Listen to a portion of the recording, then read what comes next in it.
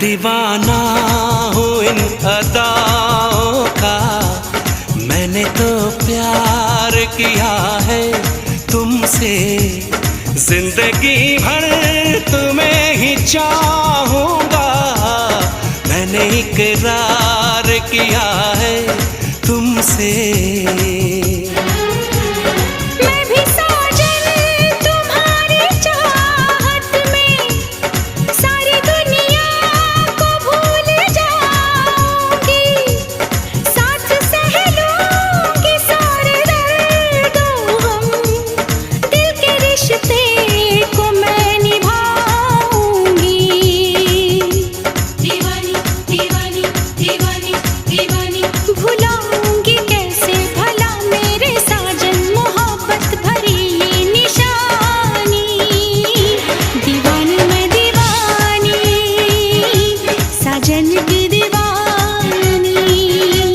दीवानी मैं दीवानी, साजन की